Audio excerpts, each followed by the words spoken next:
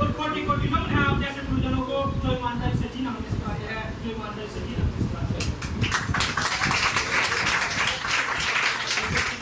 सबसे पहले अपने भारत देश की आन बात और शान कहलाने वाले देश के उस महान तिरंगे जिसकी एक झलक को लहराता हुआ देखने के लिए हमारे अनेकों क्रांतिकारी वीर शहीद अमर जवान शहीद नौजवान सैनिक अपने प्राणों को हंसते हंसते में छोड़ कर देते हैं, उस महान तिरंगे को पंचांग प्रणाम करते हैं। और ज्ञान की देवी देश की प्रथम शिक्षिका माता सावित्रीबाई फुले जी को पंचांग प्रणाम करते हुए वे महान शिक्षाविद, महान वक्ता, महान दार्शनिक, भारत के प्रथम उपराष्ट्रपति और एक अच्छे शिक्षक और भारत के दूसरे राष्ट्रपति डॉक्टर सर्वपल्ली राधाकृष्णन जी को उनकी जन्म जयंती का कोटि कोटि नमन करते हैं। भारत देश के समय समय पर जन्मे सभी संतों महापुरुषों गुरुओं को कोटि कोटि नमन करते हुए और आदरणीय यश गुरु जी वे भारत देश में नहीं बल्कि समस्त संसार में जो अपने निष्ठावान ज्ञान को पूरे देश में फैला रहे हैं, अपने समस्त गुरुजनों को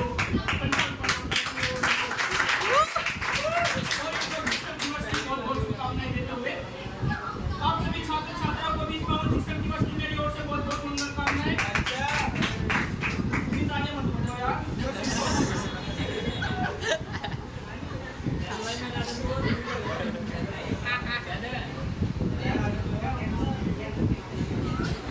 देखिए मैं सबसे पहले आपको अपना परिचय दे दूं। मेरा नाम राजन बोध है, मैं डीएवी इंटर कॉलेज का छात्र हूं, मैं बीए पढ़ता हूं, पीसन साइड का छात्र हूं।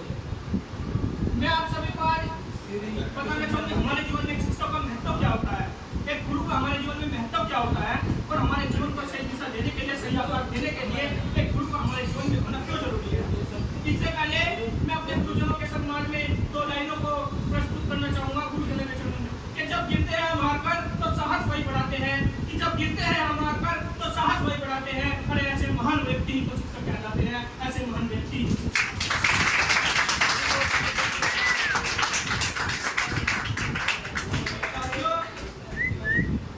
आज हम सब यहाँ पर शिक्षक दिवस मनाने का उपलक्ष्य में एकत्रित हुए हैं, अपने गुरुओं के योगदान को याद करने का उपलक्ष्य में एकत्रित हुए हैं और उनके सम्मान को याद करने का उपलक्ष्य में एकत्रित हुए हैं। तो हमें उससे पहले ये भी जानना होगा कि हमारे जीवन में शिक्षक का महत्व क्या होता है, गुरु का मतलब क्या होता है, इसके बारे में मैं आपको बताऊंगा। लेकिन इससे पहले मैं आपको बता दूं कि जब भी शिक्षक दिवस आता है, जब भी 5 नंबर आता है, तो डॉक्टर सर्वपल्ली राधाकृष्णन जी का नाम बड़े ही धूमधाम और हर्षोल्लास के साथ जरूर लिया जाता है। और इसलिए मैं सबसे पहले आप सभी को डॉक्टर सर्वपल्ली राधाकृष्णन जी के बारे में बताना चाहूंगा, थोड़ा सा, फिर उसके बाद उनकी बात करूंगा। डॉक्टर सर्वपल्ली राधाकृष्णन जी का जन्म 5 सितंबर 1888 ईस्वी को तमिलनाडु के तिरुमनी गांव में हुआ था। वे शिक्षा के बड़े ही पक्षधर थे। उन्होंने देश विदेश में घूम घूमकर भारतीय संस्कृति का प्रचार प्रसार किया और उन्होंने भारत देश की संस्कृति को विदेशों में एक महान पर योगदान दिया। उन्होंने अपने जीवन के 40 वर्ष शिक्षण में ही गुजार दिए थे। वे एक महान वक्ता, दर्शन शास्त्री और एक अच्छे शिक्षक थे।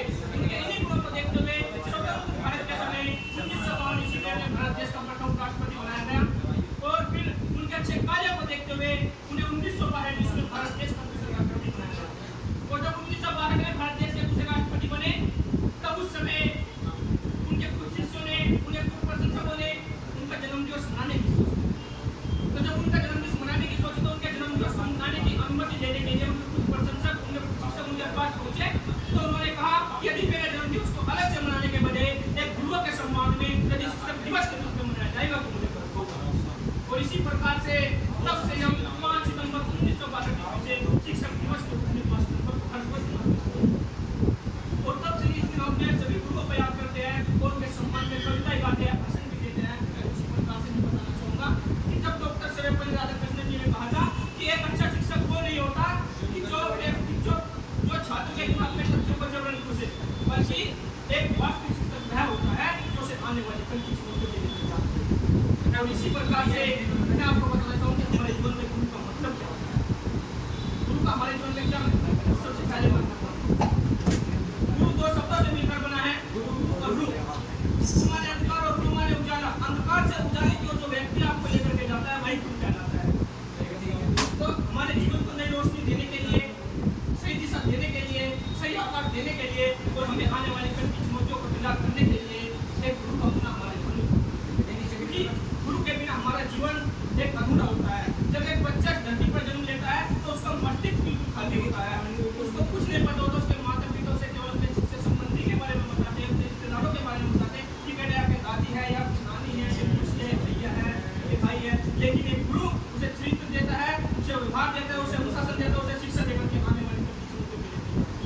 यही है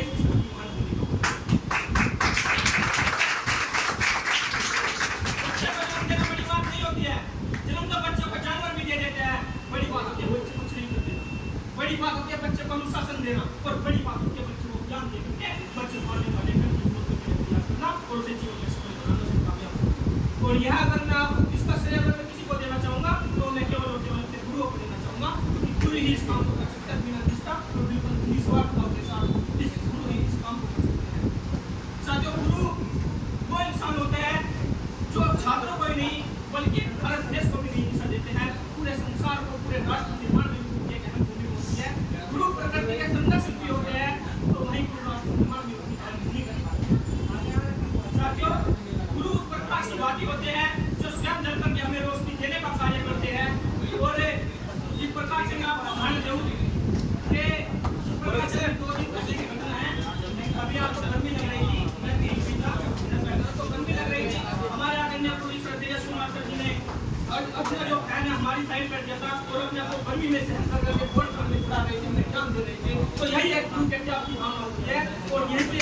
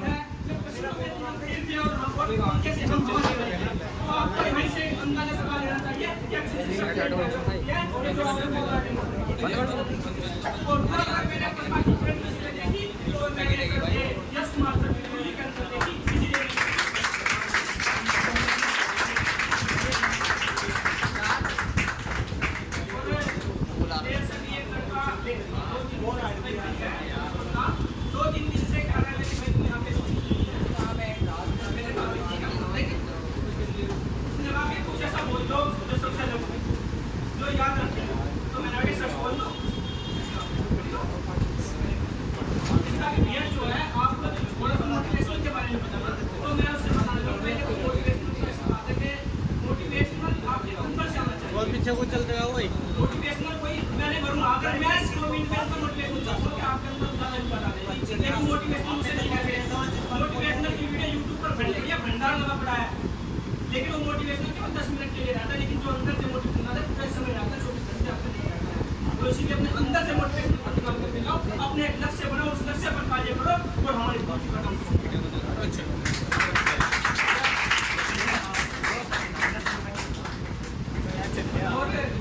आज शिक्षक दिवस है, हमारे गुरुजी ने हमसे कुछ दक्षिणा मांगा था कि मुझे आपसे पैसे नहीं चाहिए पर मुझे आपसे मार्क्स चाहिए, अच्छे नंबर चाहिए।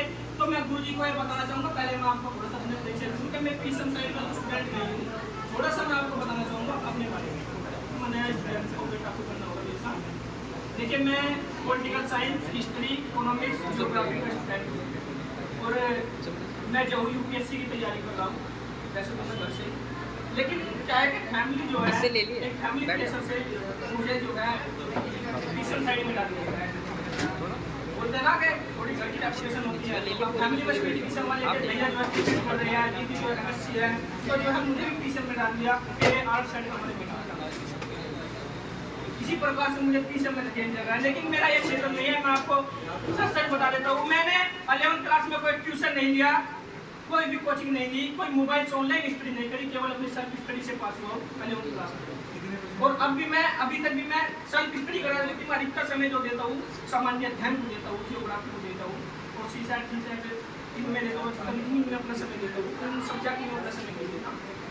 तो लेकिन अगर मैं यहाँ पर कोचिंग है, मैं इससे पहले 4 से 5 कोचिंगों में जा चुका हूँ।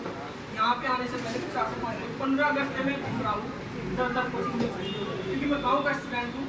गाँव मोबाइल से मेरे यहाँ से 25 किलोमीटर दूर मेरा गाँव पड़ता है और मैं यहाँ पे रूम लेकर के रहता हूँ। ये साथ में रैपिंग करो ऐसे।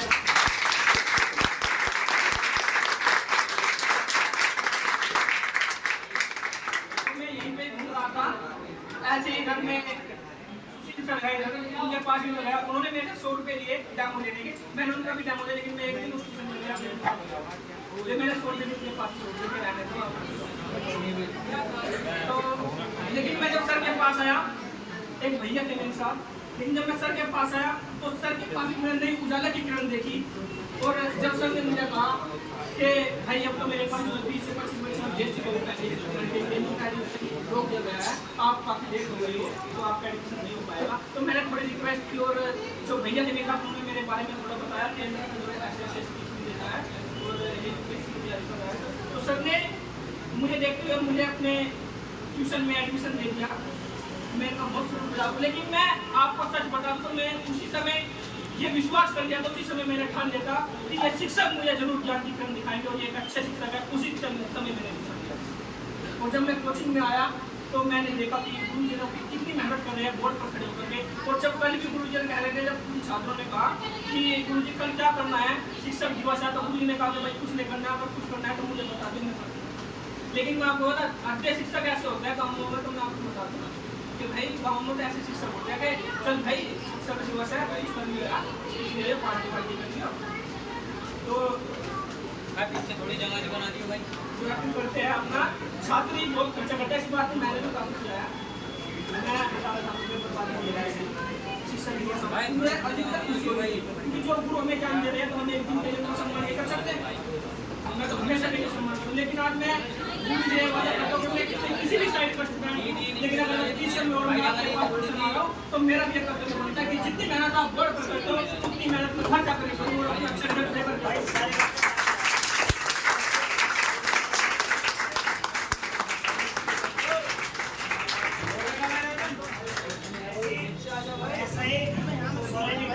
सबको करना चाहिए करना भाई।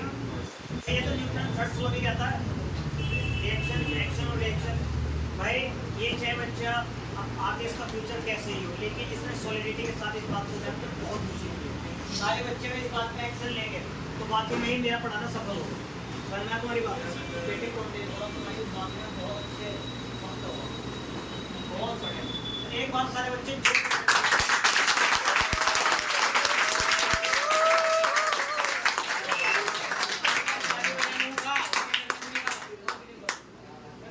जरा मैं एक ये देखना चाहता हूँ डीएवी इंटर कॉलेज के छात्र कितने हैं, एक बार हाथ उठा करके बता दो। कोई नहीं, कोई कर लो।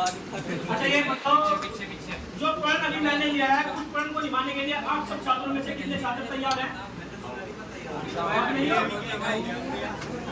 आप बीच में भैया ने नीचे रोक लो बार बार। हाँ ये भैया देखिए हमने प्रण को ले लिया, इसका मतलब हाथ उठाने से प्रण नहीं लिया जाता। प्रण लिया जाता अपने दिल की कठोरता को एक महसूस करने से, क्योंकि वादा करना बहुत आसान होता है, निभाना बहुत कठिन होता है। तो आपको क्या नाम क्या होगा, क्या नाम है? यहाँ खड़ा हो जाएगा भाई।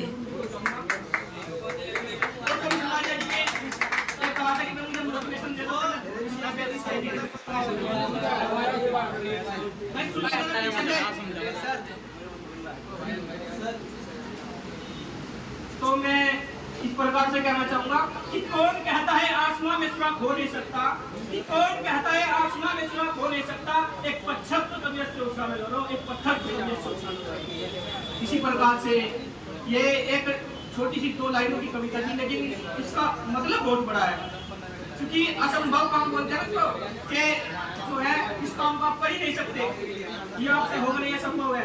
लेकिन मेहनत करिए, मेहनत तो पहले करिए। इसका मतलब है कि कौन कहते हैं आसमान में सुराख हो नहीं सकता, कौन कहता है संभव को संभव बनाया नहीं जा सकता, एक बार मेहनत करके सब संभव होगा।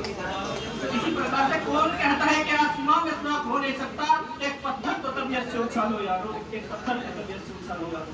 उसी प्रकार से मैं अपने गुरु जी के सम्मान में, क्योंकि मैं इनसे बहुत ज़्यादा प्रभावित हूँ, उनके पढ़ाने से मुझे आज तक ऐसा लाइफ में अपनी फिल्म से मुझे कोई ऐसा टीचर नहीं मिला जैसे हमारे आदरणीय यश कुमार।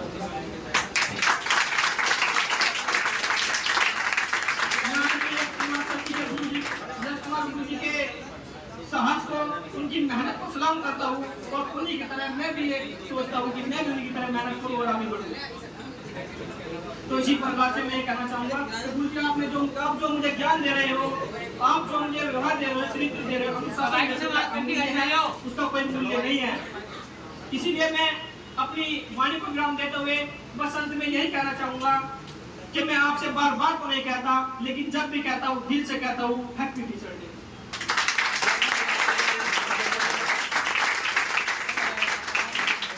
इसी के साथ आप सभी लोगों ने इसके लिए आप सभी का बहुत बहुत धन्यवाद। इसी के साथ जय हिंद, जय भारत, जय संविधान, भारतीय संविधान जिंदाबाद, इनकलाब जिंदाबाद।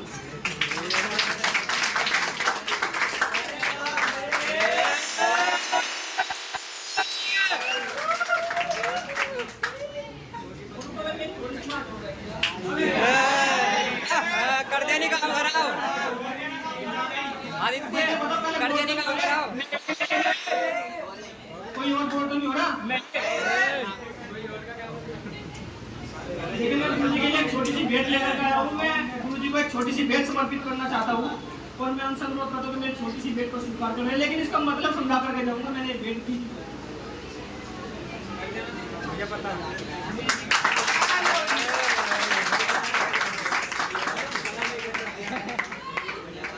देखिए, अब आप क्या सोच रहे हो कि मैं बड़ा गिफ्ट भी दे सकता था, कोई अच्छे पैसों का गिफ्ट दे रहा था, कोई और भी गिफ्ट दे, लेकिन मैंने कलम ही क्यों दी है, आप ये भी सोच रहे होगे ना। देखिए, एक छात्र और शिष्य के बीच की जो रीढ़ होती है वो कलम होती है। एक शिक्षक का सबसे बड़ा हथियार भी कलम होती है और एक छात्र का सबसे बड़ा हथियार भी कलम होती है। एक शिक्षक का सबसे बड़ा हथियार कलम इसलिए होती है क्योंकि उसी के जरिए वो एक छात्र को ज्ञान देता है, और एक छात्र का सबसे बड़ा हथियार कलम इसलिए होती है क्योंकि एक छात्र उसी के जरिए ज्ञान ग्रहण करता है। इसीलिए मैंने कलम चुना। इसी के साथ धन्यवाद।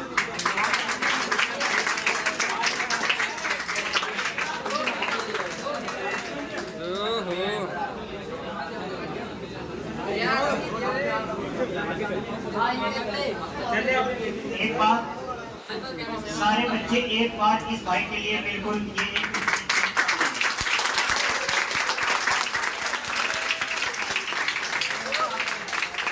सबसे पहले देखिए, बच्चे एक बात ध्यान रखना बेटा, आप एक मिनट मेरी सुन लीजिए। आदमी जब बच्चा शुरू में पैदा होता है वो हर साल 4 या 5 साल में बोलना सीख जाता है, लेकिन उसको क्या बोलना है इसको सीखने में उसकी पूरी लाइफ एक्सपेंड होता है। जिस तरीके से, जिस कॉन्फिडेंस के साथ, जिस मैच्योरिटी के साथ और जिस एज को लेकर ये बच्चा, जिस बच्चे ने अपनी बात को मतलब विचार रखे हैं, ऐसी तरीके से मतलब इसका तरह का कोई कॉन्फिडेंस है किसी बच्चे के पास? अगर कोई बोलना चाहता है तो मुझे रियलिटी में आज बता रहा हूँ, समझना तुम्हारी बात। देखिए, मैं वास्तव में आपने मुझे शिक्षक बना रखा है, लेकिन अब मैं प्रोफेशन से टीचर हूँ, ये बात ठीक है। लेकिन अगर मेरे से कोई पूछता है कि आप क्या करते हो, तो मैं अब पूरी लाइफ, देखो, पैसा कमाने के लिए और अपनी लाइफ को सर्वाइव करने के लिए, समझना तुम्हारी बात, कुछ जीविका चाहिए, तो प्रोफेशन से मैं टीचर हूँ। लेकिन अगर एक अपनी मेंटेलिटी के साथ बताना चाहूँ तो मैं जिंदगी के अंतिम पड़ाव पर मैं अपने आप को एक एस्पिरेंट, समझना तुम्हारी बात, यानी जो सीखने की चाहत और एक छात्र, समझना, एक स्टूडेंट, ये अपने आप को ट्रेन करूँगा। और मैं, अच्छा, कितने बच्चे मानते हैं कि मेरा पढ़ाने का तरीका आपको समझ में आता है? मैं अपने आप की कोई तारीफ नहीं करूँगा, तो यार मैं आप पे एक्शन लगा रहा हूँ ना, तो अगर मेरी मेहनत जब सफल हो जाएगी जब आप मुझे क्या देंगे, रिएक्शन। तो बस इसी को आज इस पवन दिन को यहीं पे अपनी बात मैंने इतने रखनी थी। कोई बच्चा है जो बोलना चाहेगा? आज मुझे लग रहा है कि एक बच्चा है जो जिसने अपने विचार को इतना ओपन बिल्कुल तरीके से रखे हैं। मुझे बहुत खुशी है। इस बच्चे के लाख तालियां, बहुत अच्छा।